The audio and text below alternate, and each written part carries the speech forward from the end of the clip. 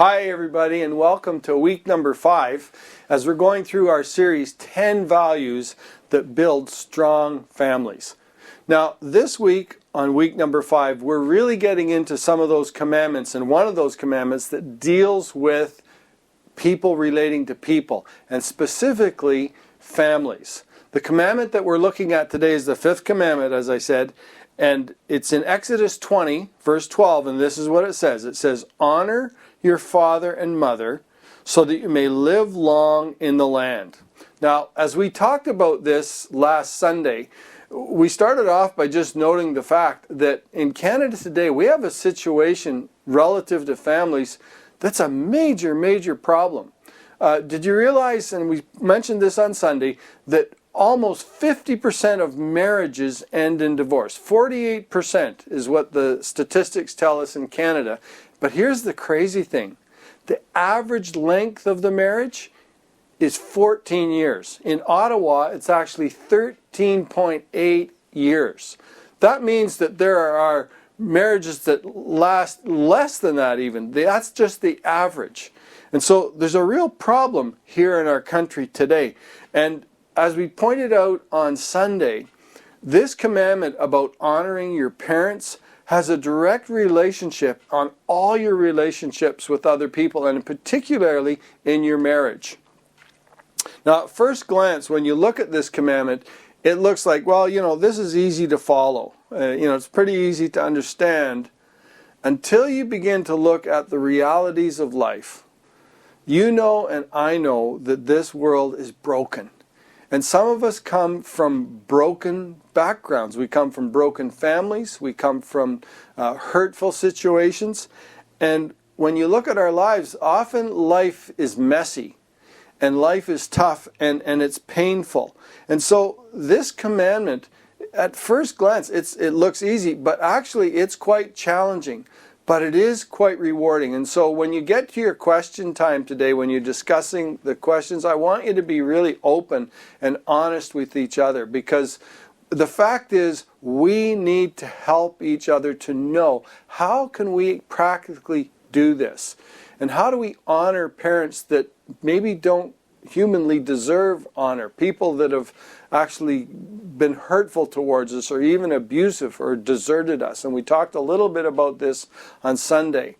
The fact is, God doesn't want you just to ignore that and brush it off and go away from it, but He wants you to honor the position of parenthood, and we talked about that on Sunday. Now, the other challenge that we face is this: just the idea of honoring parents. It's almost become fashionable. It's out of to reject that whole idea, to put parents down or parenthood down. It's an idea that's outdated, and we see this in popular culture, in movies, on blog sites, on the internet, and this whole idea of honoring parents is not very popular. As I was getting ready for today, I actually found an article. Well, it's not an article, it's on a website for a law firm. And I won't name the law firm, I'll just say that they're in Ontario. And I was amazed at what they had to say. Listen to some of these things. In this on this website for this law firm, they're saying things like this. They're talking about the family, and they're talking specifically about the divorce rate in Canada. And they're saying that the concept of divorce has been steadily increasing over time. And this is what amazed me. It's becoming more socially acceptable with the progression of thought. As if this problem of divorce is the result of something positive, like we're getting more progressive in our thoughts. I could not believe that. They said that there's no sign in Canada of reverting back to what was once seen as, quote, a normal household. They said it's important, if when you consider the whole issue of divorce, it's important to remember that you're not alone in the process, either legally or in a social sense. Oh, look at this one. This is amazing. They say that staying married can now lead to a whole host of negative consequences for both parties. And get this, and especially for children. Like, this is unbelievable. Well, God comes up against this and he says, listen, what drum are you going to march to in your life? What are you going to take your signals from? Are you going to take it from popular culture and what the majority of people seem to be believing and doing here today? It's like we're on a sinking ship and we're saying, oh, everything's fine. God says, no, I want that to change. I want you to live according to the way I've designed life to be. And he realizes that life is messy and this world is broken.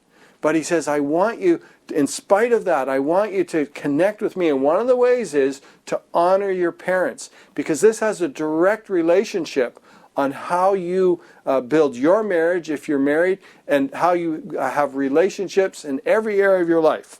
I want to just point out a couple of thoughts, give you a couple of thoughts before you go to your discussion questions, and here's what they are.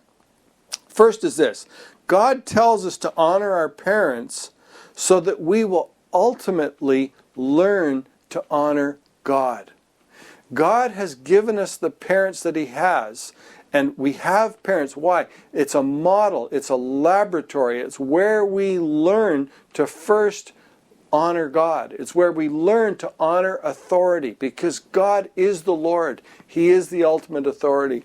And so this is not just a nice little idea, commandment that God threw in there. It has a purpose. It's where we learn to honor God.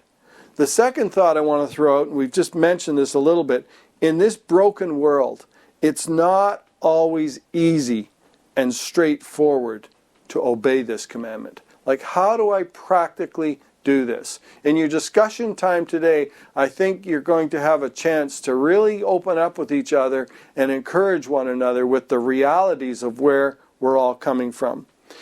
And then the third thing is this: no matter what your background is, if you come from some situation that's painful, or a situation that you just, it's tough obeying this commandment.